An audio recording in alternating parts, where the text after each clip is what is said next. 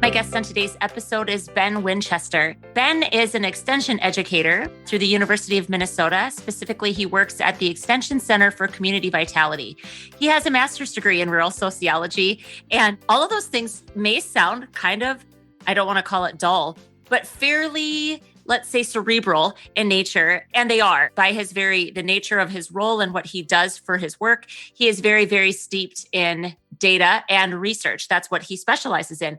But he has a passion for the work that he researches, which happens to be rural development. And he joins me today to talk about rewriting the rural narrative, how important it is that we that live and work and play in small rural communities, that we take control over how we talk about these places that we call home and the impact that it's having, and then really what the data actually says. And it is such a fascinating conversation. He drops a couple of statistics that were and are truly mind-blowing to me as a person that spends a lot of time thinking about this stuff. So here's another one where I'm going to suggest you grab a piece of paper and actually take down some notes, because Ben drops a lot of knowledge on us in a quick amount of time. And it's actually interesting. And I say that with all the love for my educators and my academia people, but Ben has an enthusiasm that's just catching. So enjoy it and take lots of notes, friends. Well, hey, Ben Winchester, I just said. Ben Winchester, welcome to the Growing Small Town Show. Thank you, Rebecca. Good to be here. I am so excited to have you. So when I first heard you were at the Main Street Summit in North Dakota last year. And I tend to be one of those people I operate from a place of emotion and I don't do research. I mean, I try to be factual and objective and find good data to support what I'm trying to do. But you come at this from completely a research standpoint, and yet you somehow made data fun. So I'm so pumped to hear that. I'm so pumped to have you here. Would you share with the audience just a bit about your background, about what kind of work you're doing now, and then really the topic of this is rewriting the rural narrative, like the idea of that and what that looks like and how that started in your life? Yeah, really. I mean, it started my own histories. I grew up in a town of like 30,000 people in southeastern Minnesota, and I went to school on the prairie in a town of 5,000 people. And I thought, holy cow, this is a small town. And then I realized, like I was in Morris, Minnesota, in the Western Prairie. Yep. And then I realized, like, actually, Morris is a pretty good sized city. Like, it's got 5,000 people. Like, we've got all these towns all around here that are much less, few people than that. So really, I went to Morris. My undergrad was in math and statistics. I was a data guy, but I also knew I needed to get some, experience under my belt. So I engaged with Engen Sunger, who is a professor of statistics at the university, and he engaged me with all these rural development groups. And I was like, who are these groups? Like, we have initiative foundations, the regional development commissions, and we've got this whole network of foundations like Bush and Blanton and McKnight and the Northwest Area Foundation. I was like, who are all these groups? Because as a student, I kept thinking that, I'm going to go to school and get a job for a private company. And that was going to be my career path like everybody else. And I'm going to go to the metro. And then I was like, man, I actually want to stay here. I want to stay in Morris. Like, how can I do this? Right. So I started to see all these rural development groups and like the need for data. And really, quite honestly, like I was a younger person. So I looked around and a lot of the people in this, what I call now the rural development industry, were much older. Sure. So I was like, man, maybe there's actually room for me here in this rural industry to do some of the work I do and run data and research and whatnot. So I did. And I was invited by then the director of continuing education in Morris, he was in charge of all the outreach basically in Morris, Roger McCannon, who's still a dear friend of ours. And he said, hey, Ben, we're starting this organization called the Center for Small Towns. Would you like to be the first employee?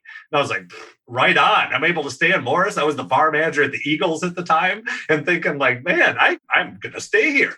So we started to do all this rural work. And I started to travel around, especially Western Minnesota and the kind of the Western corridor there and visit all these small towns. And, I would hear all these negative things in the literature and the books that I'm reading at the time, like rural is dying. The best days are behind us. Like, okay. So then I kind of comically told Roger, like, am I just going to help small towns die? Is that going to be what my job is? Like, because that's not really what I wanted to do. And it wasn't meshing up with everything I heard on the ground. Can I tell you that when I listened to you were on somebody else's podcast recently, I listened to that one as well. And you made the comment that it's like as if your job was to help them die with dignity, to die with their head held up somehow. And I thought that was so fascinating. I was like, that's exactly, well, again, I think what's cool is that you're bringing to light what I know is true.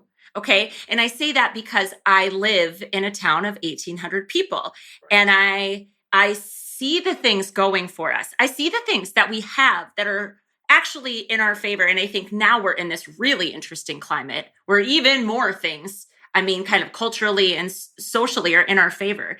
And yet the larger narrative is very much still like, oh, well, population's dying and all these things are happening. And you were the first person from a data standpoint to say, whoa, whoa, whoa, whoa. Like, wait, that's not what is bearing out to be true. So I love the idea, like, let's not die with dignity. That sounds great. Like, but first we're going to get rid of your pharmacy, and then we're going to get rid of your grocery store, and we'll just make sure you go out in a peaceful way to minimize the damage, right? To our small town. So ultimately, like, there was this narrative I kept reading about, because, I was at the university, I'm starting to read literature and journal articles about, where are people doing research, and they're all dealing with, we do have problems. Like, that is the nature of American society, is that we've got, capitalism combined with democracy cause some major structural problems, which we're not necessarily going to solve, but we can ameliorate along the way. So anyway, many times I would hear this broader narrative, but in all the towns I went in, people were passionate. People like their towns. Like, I'm talking to the young people who just moved in, like, we love it here. I'd be like, well, you just moved to this dying town? Like, is that really what you just did? And they're like, no, we love it here. We don't know anything about the past, right? Like, they don't know anything about where the town has been. So I started to kind of weave together my own kind of story about what I wanted to research based on a couple key characteristics. So it was also, this was 1997. There was also the Red River flood at that time, and I got flooded out of my house. So it was literally, I had been working for a year and a half doing small town rural development stuff, and I lost half my stuff. And I literally was like, well, you know what? I don't think I know enough about rural. I don't know enough about rural research, and I need an advanced degree. If I really want to do the work I want to do, I'm going to need an advanced degree. And that didn't mean a doctorate. I went and got my master's in rural sociology at the University of Missouri. Rural sociology is a dying breed across this country. There are very few rural sociology programs even left. And so it was during that time that this kind of like, okay, should I move? Should I not? And I went to Missouri and was there for 5 years. So I left the Center for Small Towns, left for 5 years, got my master's, and came back to the Center for Small Towns. And it was during that time I moved to moved to Hancock, which is just south of Morris, and I bought a house there, and that's where I lived for a good 12 years until we moved to St. Cloud here a couple of years ago. But meanwhile, when I had come back, I had a pretty clear research agenda. I knew right off the bat that I was embedded in an industry that was dealing with rural problems. And that's, again, that's not to say we don't have real problems about homelessness, poverty, but there are very few problems we have that are distinctly rural, right? Like, a lot of these, they might look a little bit different, but they're still a problem nationally. There are very few things that are necessarily distinctly rural, aside from, remote access hospitals, or we've got some other things that are a bit remote. But, access is definitely a unique challenge to very, very rural places. We're Oaks is 70 miles from the closest Walmart and or Target, right? So there's that, but we live in a time where is that really what we're going to say is the thing that's holding us back? Like, oh, right. Come on, no, right? We were fine. We lived in Hancock. We're 50 miles from Target. We had our Target list right on the fridge, and we would go to Target once a month. Like, we didn't need to run there this afternoon to get the stuff. Like, exactly. Yeah. So I love that. I think that's such an important distinction, because I think we tend to get myopic about it. Like, and we totally do. And in insular, if you don't leave the confines or the four walls of your community, and this happens in every industry, but if you don't leave it and you never see and lift your head to say what's happening in other places like ours, or what are other people experiencing, it can start to feel like your challenges are very unique to you. When I just love that you're highlighting that they're not. And not only are they not unique to one rural community, but they're not unique to rural, period.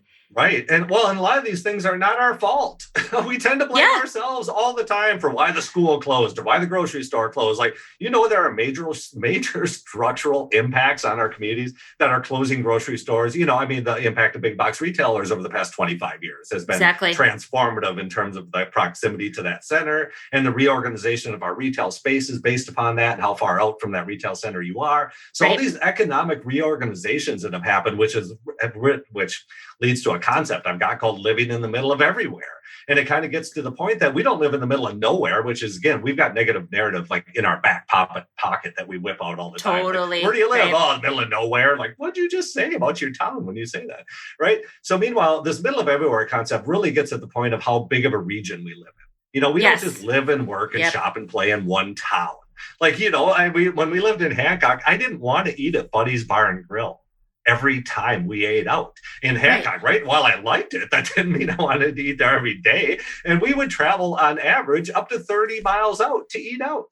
So, you know, you want to celebrate the diversity across the rural landscape that we've got. So really for me, this changes how we talk about not just ourselves, but our neighbors, because we tend to be very parochial about competition with our neighbors. You know, the 9-man football team was, lost to Chicago, Alberta that year. And like, you are so speaking my language. And what, again, is my hope for us, because it's totally the thing. Like, when did we become so that traditional historical competitive thing? And it is, I think sports are a big part of it, unfortunately.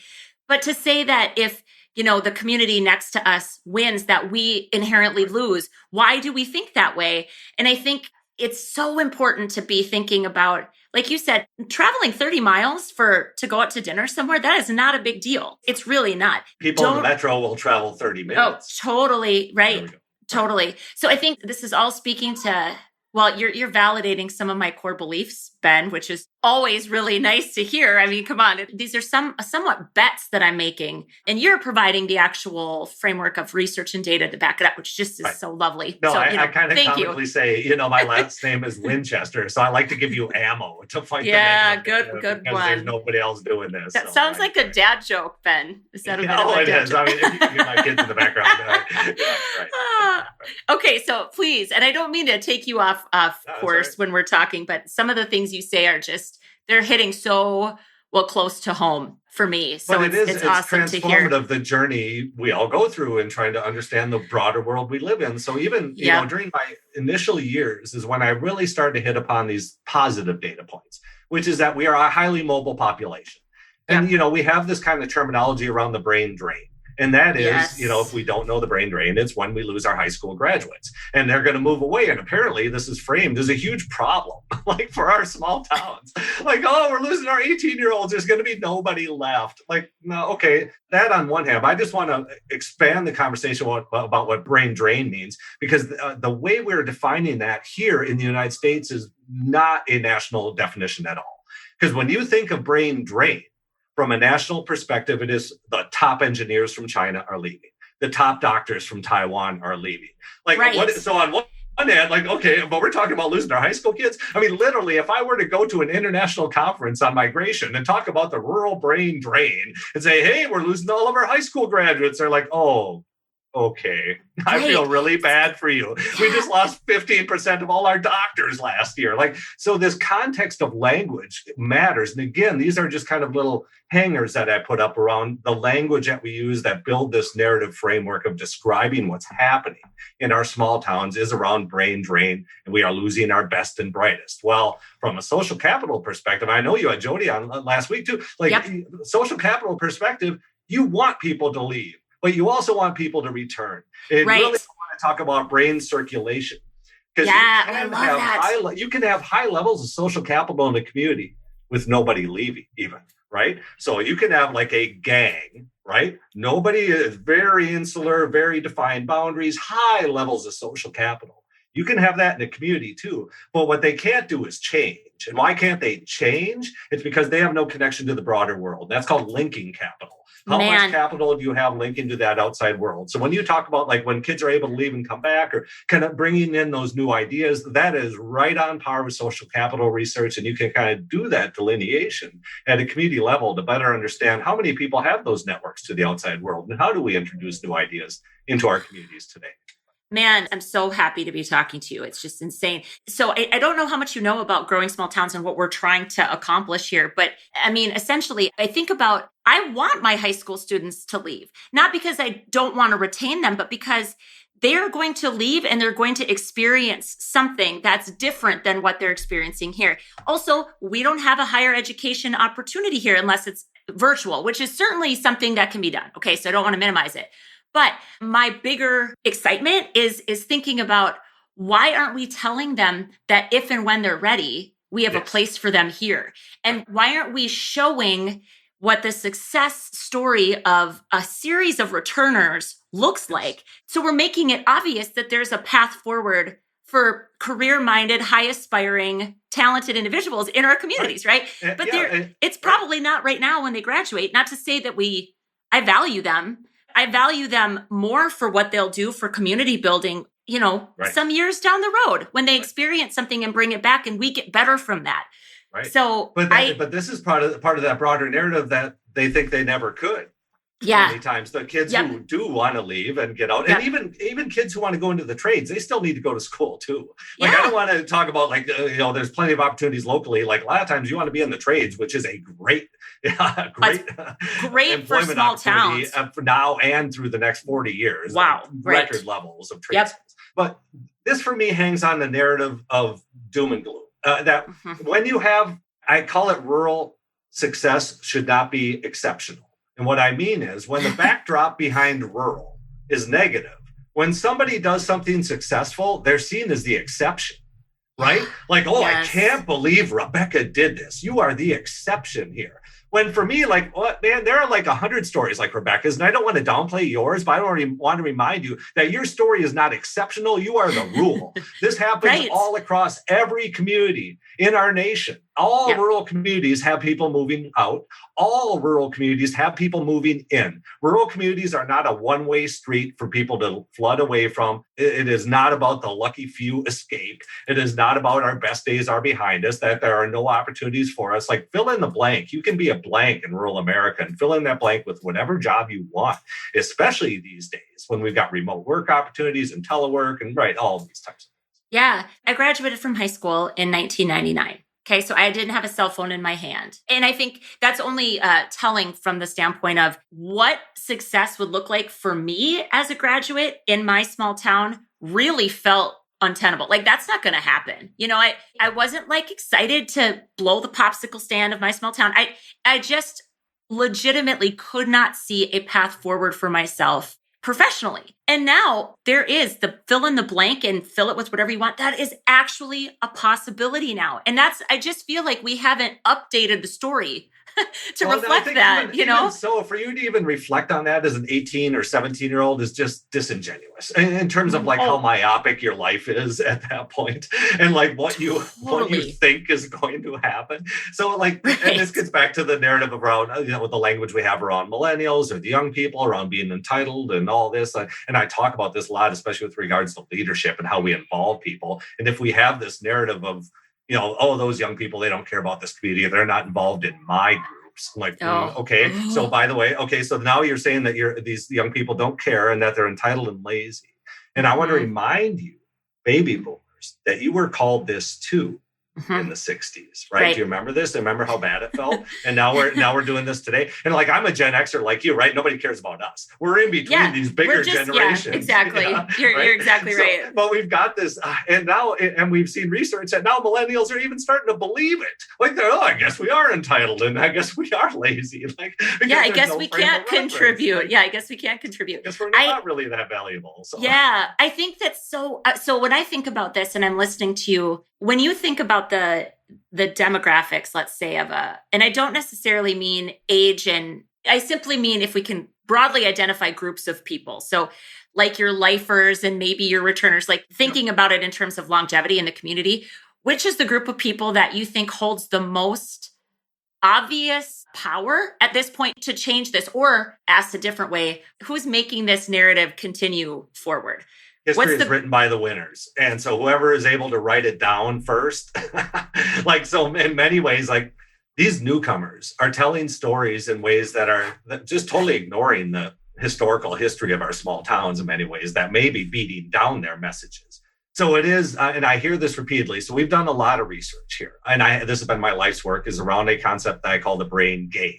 And the brain gain is a term I use to describe the movement of people in their 30s, 40s, and 50s into our rural communities. So while in their 20s, they may move out, we are seeing a return migration. And this isn't just kids that grew up there that are moving back.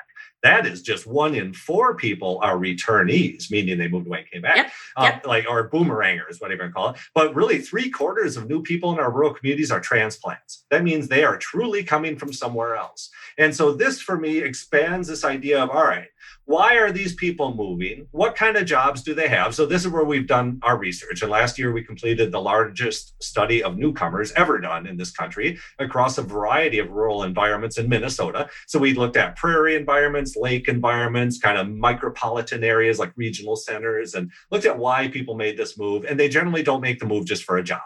I mean, less than a third of people are moving for a job. They're moving for all these quality of life and safety and security and, enjoying the environment, recreation.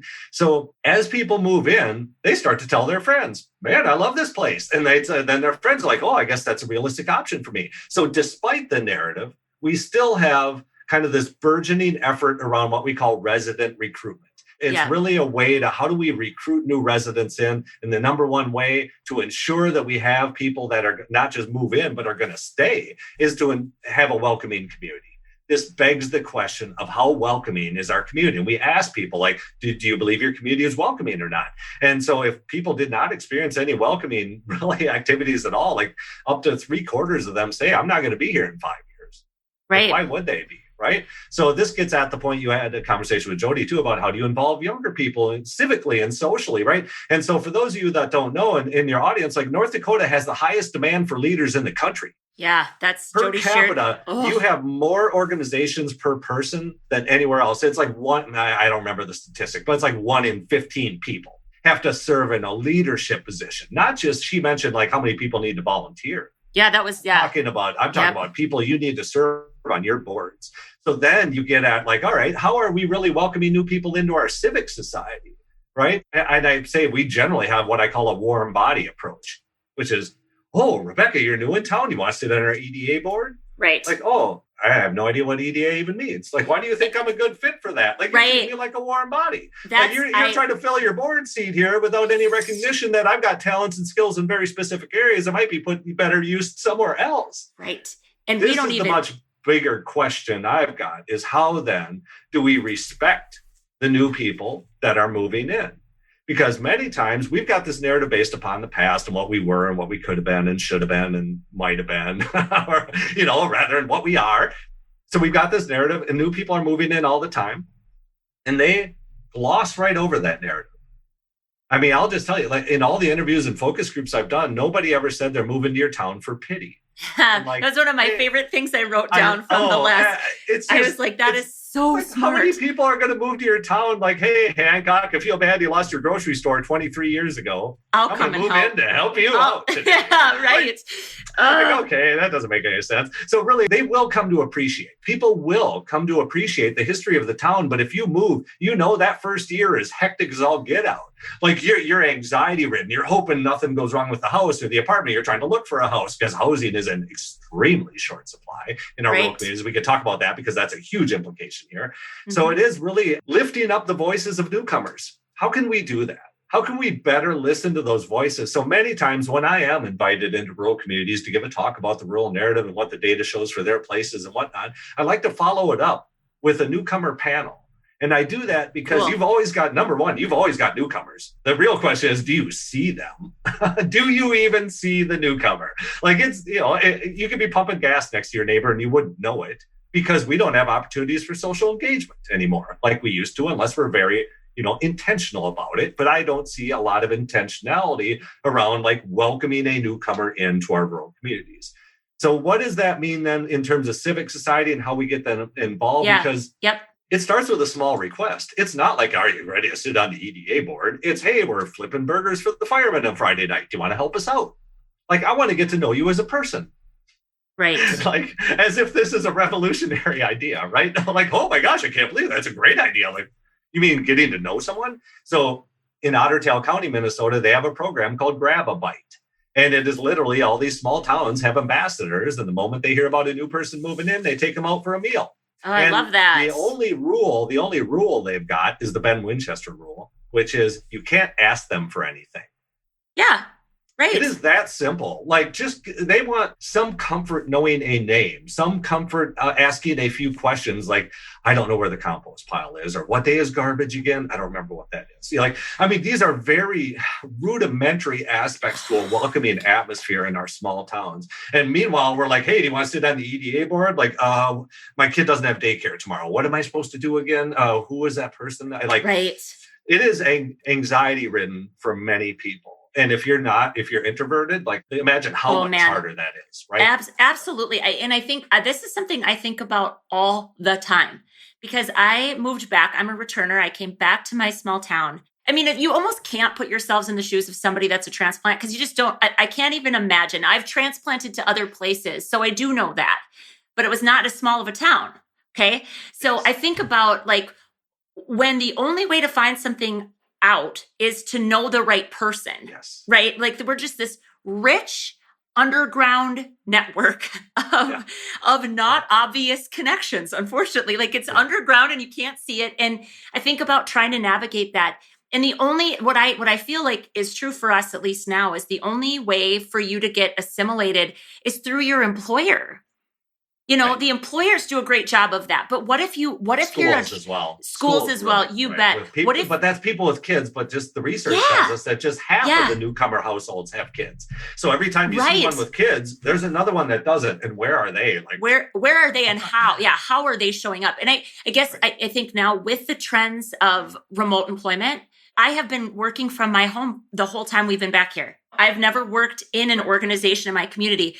So church was away, but then it's also, I'm super extroverted and I care about this stuff. So I jumped into everything, right? Well, good for me, but I'm not every person. So I think about this all the time. And like the trailing spouses, you know, the one of the two lands the job and the other one comes along and maybe they don't have employment right away, or maybe they're staying at home, or there's how are they getting involved? And I said it to Jody when you brought up the idea of being asked to like spearhead something or be a board member for something that you don't even understand. It's the worst feeling in the world to me. And I'm a doer. Like I'm a person that says yes. How do you say no to someone who's like, they're right in your face.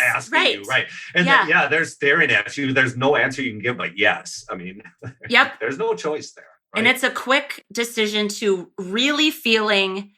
Well, again, I just think the goal is how do we find out what people are naturally gifted in? Like, what are their skills? What are their talents? How do they want to contribute? And then matching them.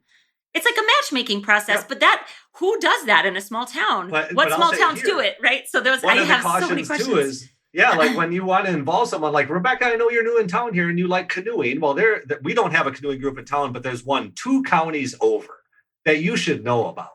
Like these are the kinds of things that, man, if we don't understand this middle of everywhere, if we don't understand how big of a region people actually live in, we're going to do a disservice to not just us, but our neighbors again.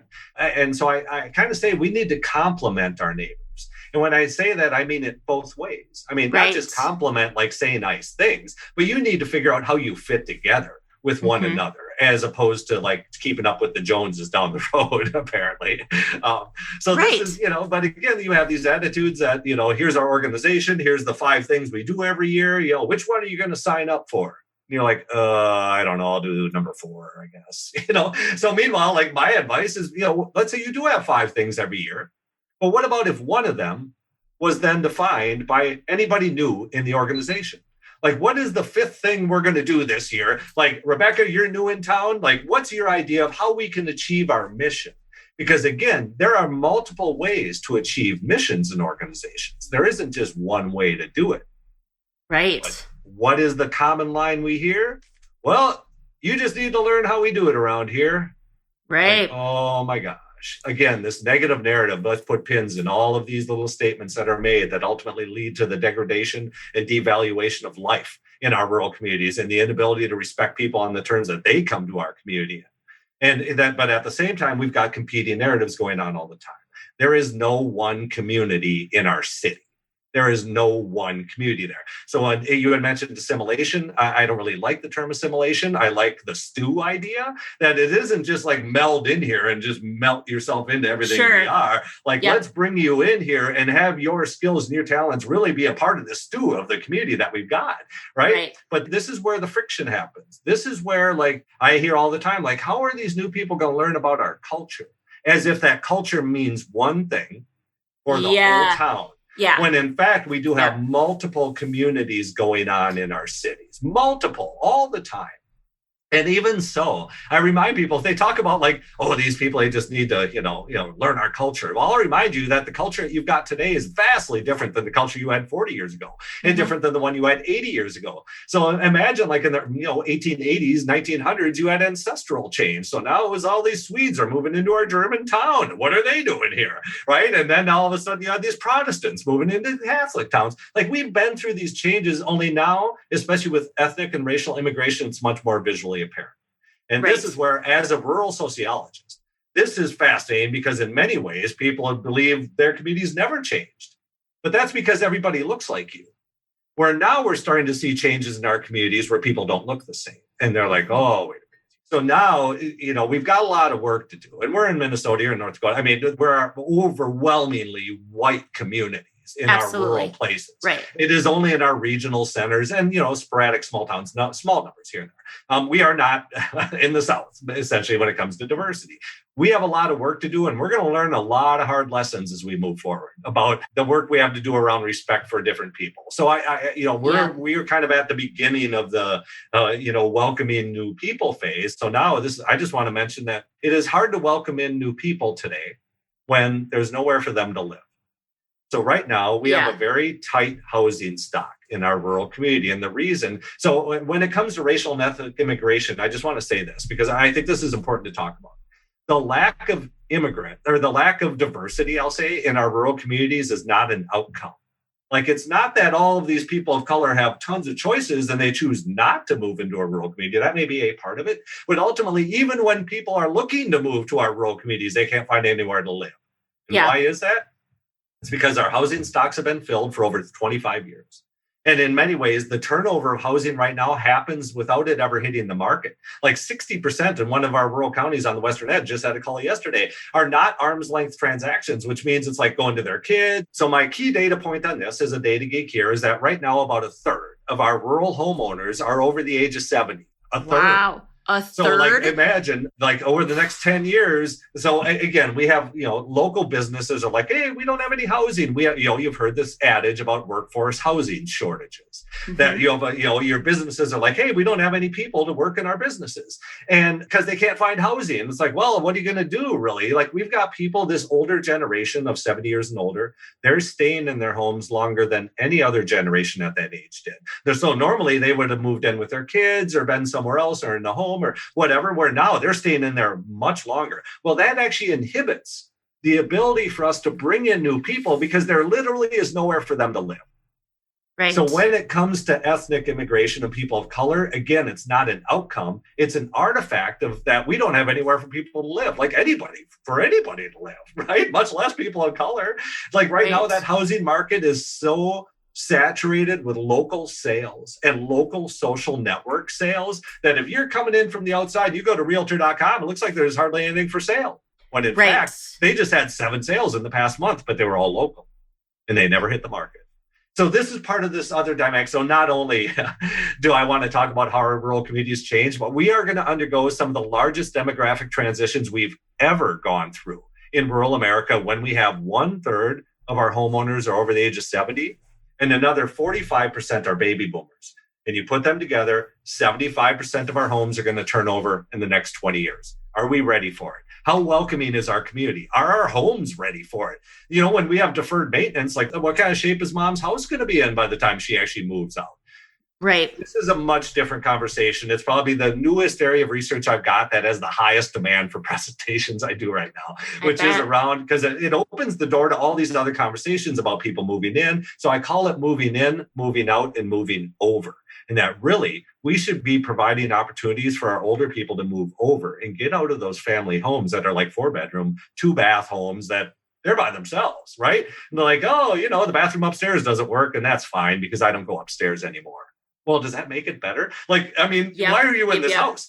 So that is a whole nother conversation for another time, but I'll just pique your interest by saying, you can't say you don't see this coming anymore. You can't say you don't see this large turnover of housing coming. And we have a lot of work to do on how we tell our story. How do we welcome people in? How do we let people know this place is a viable place in the 21st century, right? This isn't an artifact of 1880 where everybody is a farmer and, with horses. I mean, it is just this idyllic imagery, this Norman Rockwellish imagery around rural just doesn't do us a service, right? No, it doesn't. The housing thing is actually completely fascinating to me because I've been hearing more and more. So there was this kind of a revamp of Maslow's hierarchy of needs that was done by, I'm not going to get their name right, Ben. So I'll just say where I came upon it because I can't actually remember exactly.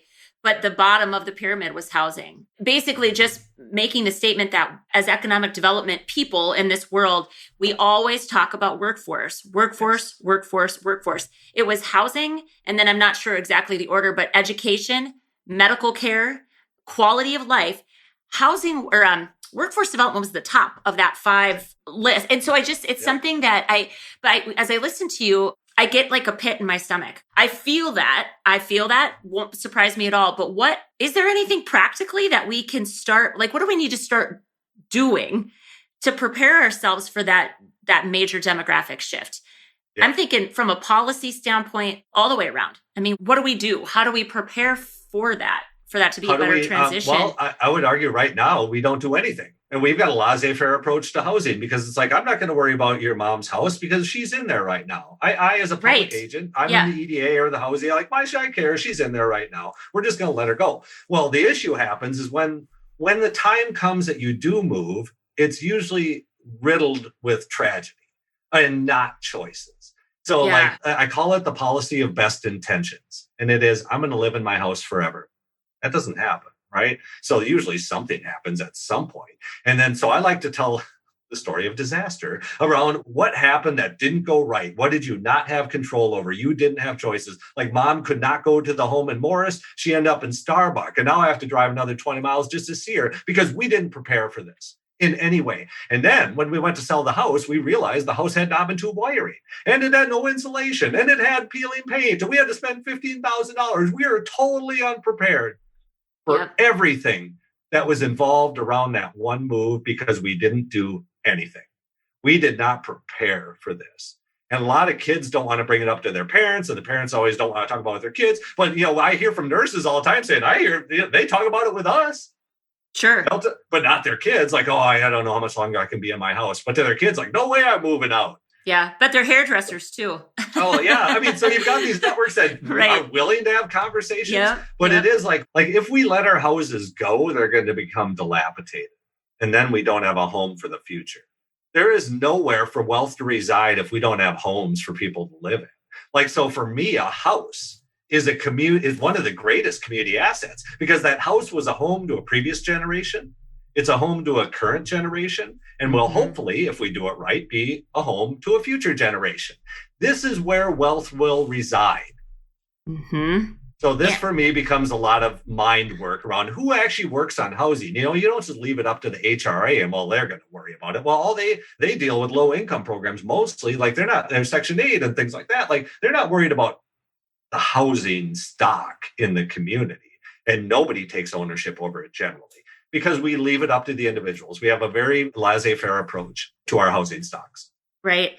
Well, and I think it's also with the cost of building. There's a colleague of mine, we've talked a lot about this. We're hoping to create some parameters around a housing initiative just so we start having the conversation. Because it is crazy to assume, they'll just build. That is an incredibly stressful situation to put newcomers under, whether they return or otherwise. That's not even a viable option. Totally. Right? You're not gonna, I don't even explore that option of building new. Buildings get built where there's income, period. They're built where there's income. Yeah. So, we can't, the housing people, I used to hear early on in the presentations, you just need to get the developers to the table here and have them speak. I was like, they've been here. They told you it cost $280,000 to build that house, which immediately gets appraised at $220,000. Who's going to take a $60,000 hit for the good of the community. And now I can't even fathom this today when lumber prices are 2 to 3 times what they were a year ago.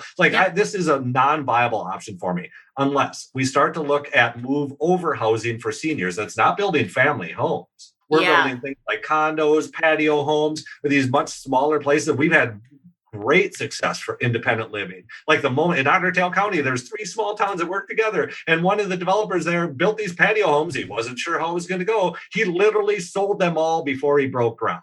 Yeah. And he was like, oh, I better build 4 more. And he builds 4 more. And they all sold. My point is, when we offer move over housing, that gives us room for people to move in. So you want to build workforce housing, build senior housing. Yeah. The number of seniors is not going to go down ever. The population will continue to grow. So that is my advice: is you want to work on workforce housing, build senior housing and open up the home that our seniors are in. That builds supply. That is such a smart thing. And I appreciate it so much, because that means that'll be kind of the thing we bring to the table and we talk about it, and it keeps their income here. I mean, the point is that I've got is if seniors don't have anywhere to move over to, they're going to move out. And right now they're bringing in income. Seniors right now, old age Social Security, Medicare, and Medicaid currently bring in $1 in $4. Yeah. In our rural communities. Like just 60% of income in a rural community comes from a job. Yeah. Just 60%. So if your economic developers are not interested in trying to retain your senior population, what's going to happen if half your seniors left town and they took their old age Social Security, they took their Medicare, they took their Medicaid?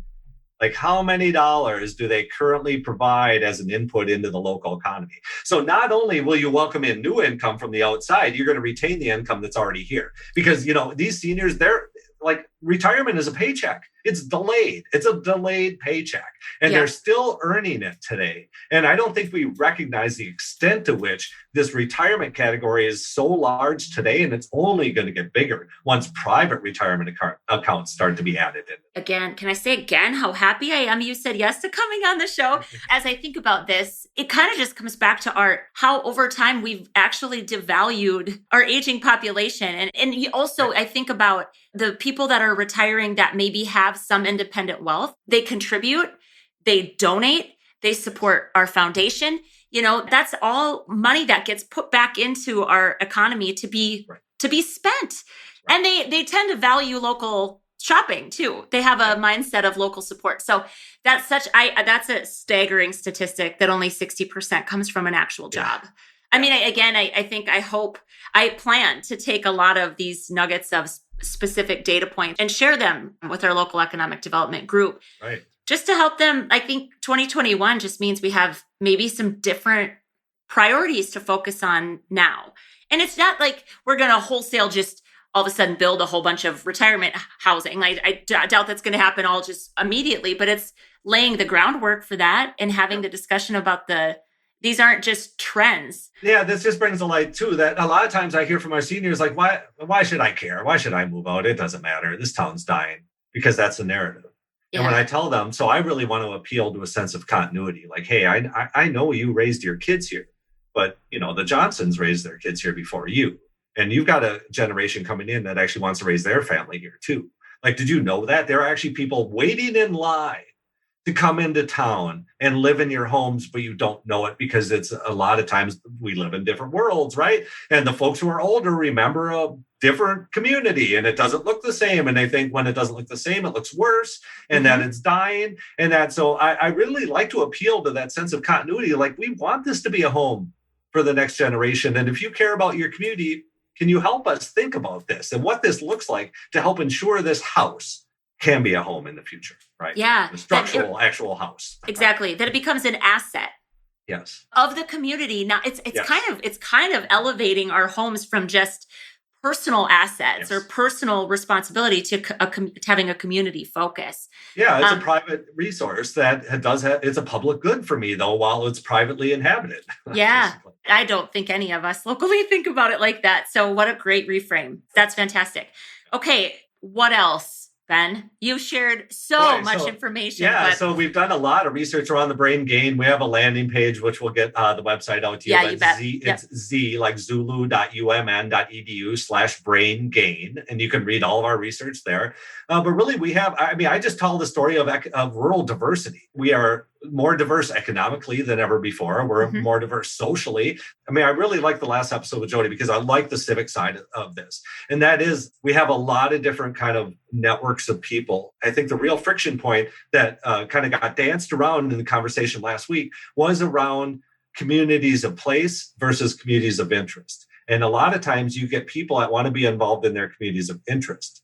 But many times you've got communities of places, EDAs, chamber boards, promotion groups, city council, governments, like our actual places struggle to get people because this has been a major shift in how we engage socially, is we are engaged more around our interests than around our places. Then what happens if that interest is not reflected in my place? Yeah, that's a problem, right? Yeah. The same with politics too. What if all these things, politics get interest-based politics? What if that interest doesn't have a home in my town? Then that politics means nothing to me, essentially.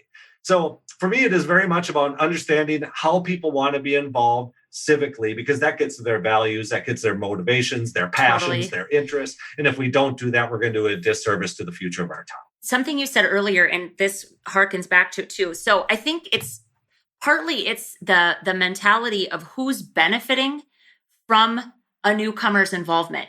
I think we're very self-centered and we're thinking about the benefit to our stuff, whether it's our culture or our way of doing things or our place, right? If it's a specific organization, we're not thinking about it's the value to that newcomer in the sense that they find a sense of belonging, a sense of community, and they become entrenched. The community gets in their blood. And then they call it home. This, to me, the whole arc of this is what makes people want to call a place home. Right. When you can find a way to show up and participate in stuff or support stuff that you actually care about, not just because you're organized and you just have a pulse. I mean, come on, it doesn't fill our hearts and souls. It doesn't move us the same way. So I think some of it is just shifting the priority away from what we need and focusing on what do they need and how just do asking, we just asking. Absolutely. Yeah. So I think this is where, I think when we talk about the narrative of our communities, I think there is a narrative based upon lack of control and, our inability to participate in the broader world. And this is, this is part of that narrative of exclusion that many rural people have felt over the past 20, 30 years, is that they're not a participant in the broader society, right? And this is where that leads to alienation. It's called anomie sociologically. And you can have whole communities that feel isolated because their economy has been restructured, which is a very kind way of saying businesses closed, like you had Main Street businesses all closed. Yeah. And every time you drive up and down Main Street, you just see relics of the past. And it's a reminder of where you've been without a recognition that, a lot of other towns have been through this. And in many ways, I want to remind our small town leaders that you're still here. And nobody has patted them on the back, but I want to remind you that you have went through all of these structural changes, whether it's closing businesses on Main Street or consolidating your schools or whatever it is, and you've done it with volunteers. Yeah. And I don't think we take enough credit for still being here. Places are still places that people want to move to, and I am thankful for the leadership that we've had in the past to ensure that we've got a community, but we can't raise our hands today and say, well, my work is done. Like this continues from one generation to the next. When you say that, what I think about locally here is that my small town actually hasn't seen a lot of that major restructuring. We were a 2 grocery store town and now we're down to 1. Right. Okay. And then I have heard, it has actually been said out loud several times. I've heard it more than once. Once you lose that one, you'll never get it back. So there is a little bit of that doom and gloom thing. But sometimes I wonder if we aren't kind of coasting on a history of success because we've weathered the storm pretty well. And I think I don't know if we know why, Ben. That's sometimes I get concerned, but we don't really know what's the reason that Oaks as a small community has weathered so well. We just kind of, we just break it down to, well, it's just good people. But I think sometimes I worry that systematically we don't actually know what's working. Instead of being like, oh, well, we're dying and it's fine. I'm more a little worried that we're doing fine and it's fine. Yeah. And so have you seen any? Question. Have you seen any of Let's that? do this, and then some magic happens, and then success. What was that second step again? What was that second one? Yeah, I don't know. I still think I come back to my goal is to provide communities with a sense of time and place. as to why you're here, what's happened, that like you're not alone in this, that there are some broader trends. But I think the harder work is, we don't know where we're going economically. We do know that we would like some stepping stones around broadband or equity around healthcare, or whatever it's going to be. Like we need some things to make it work in the future. But without a real knowledge of where we're going, I think it's hard for people to feel like they're motivated when in fact it's like so many things have happened to us over the years. I think it's like a bad relationship, right? It's how do you deal with this now once you have actually shed that past and you're trying to reframe yourself, you're trying to regrow yourself, you're trying to re-examine who you are in terms of not just your past, but around where you really want to go, because this might be the first time you've asked that question. So we do this like an extension. We do lots of visiting programs. There's lots of programs nationally to help communities go through this process, but we need to make sure everybody's at the table. And if all you have are the people who always show up, like, you've got multiple communities in your town, and who do you really have at the table, right? Becomes the broader conversation to have. So I'm just thankful that we do have so many people that have heard the message about a positive rural narrative and had nodded their heads saying, I knew it. Like it is like, man, I knew it was true. So I think we want that hope. In many ways, I say, I like to give the positive narrative, but you're not Pollyannish because of it. Right? Pollyannish means like you're polishing things up that look terrible, right? And it's still going to be terrible. When my point is, it's not. Like you can be positive for good reason. You're not Pollyannish about this. Like you as a chamber director, like of course they're positive. It's their job, right? No, you can actually be positive for very good reasons because you've got all these really great things happen. So this becomes part of like where I like to advance the conversation and really try to get those voices of newcomers lifted up so other people hear all of these great things across the community. This is such a good point. I think it's sad to think that we talk badly about somebody that carries themselves with some optimism and some positivity. But again, I that's so important to me because I operate from a fairly idealistic standpoint. That's just kind of who I am. And I'm married to somebody that's just like, really, all the time. You're like, really? Yeah. But it's not an overlooking of the challenges or the problems. It's just a choice to say, we've got more good going for us than not. So doubling down on what's working, I think is such a great, and it's great to do that right now where so much is uncertain, I think. And really to top it off, like, I don't mean to, again, take away from the fact that we have problems. Yeah, no, absolutely. My real point is that can't be the only way we describe ourselves. Right. Because we literally have copy and paste language for our problems. We write grants around our problems. Like there are major funding streams all over in this country that incentivize problem, like, lifting up of your problems. Like, let's find a new way to talk about our problems because that'll get us funding. We need that. But that can't be the only story that's told. But I think that incentivizes that negative narrative, right? Is to have problem-based support mechanisms. Well, of course, now like all of a sudden we're a brain drain town or we're a high poverty town. Well, yeah, you're high poverty for like North Dakota, but you put your county down in Mississippi and you're the second lowest poverty rate, So like, do we have any context behind what we're actually using to describe ourselves? Yeah. You're so right. Having started a nonprofit, I kind of struggle with the funding mechanisms that exist out there because that's exactly it. It's like, I'm not getting grants because I'm not quite depressed enough or, sad enough, or the problem doesn't seem quite big enough. And so you try to go to foundations like, hey, can we have money to celebrate? No, I mean, it is. But I do work with foundations quite a bit. And they have, foundations have really done a big shift over the past 15 years.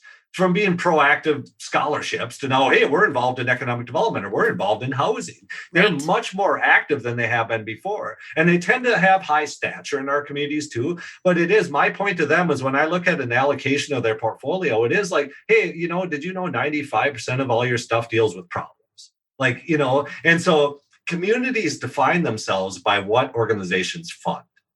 So if you're, high poverty, then we're a poverty town, right? Or, homelessness community, or, we do again, like meth, or, we've got these historical problems, which are not new and not unique to today, or, it might be something that varies a little bit, but ultimately we've always had these struggles. We have always had them. But it can't be, again, the only story we tell. Right. Well, Ben, you have been a delight to have on the show, just like I knew you would be.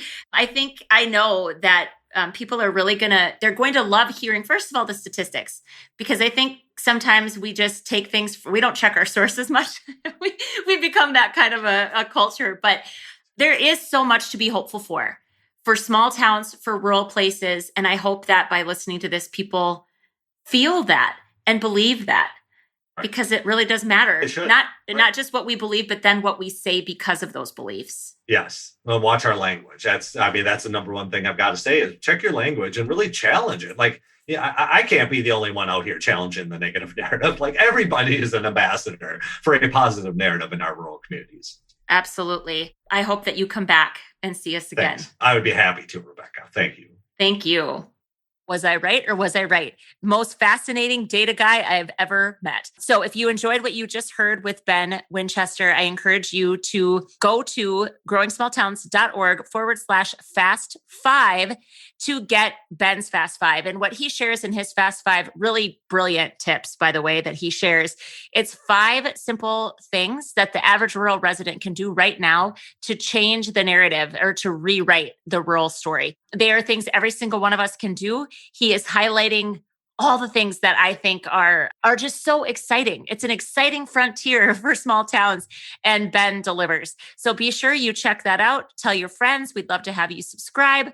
And as always, if there's something that we can do, something that we can share, somebody that we can highlight on the show, we ask you to reach on out and let us know. We love sharing the best of what's working in small towns. And of course, we encourage you to do your part to help grow your small town until we see you again. Take care, friends.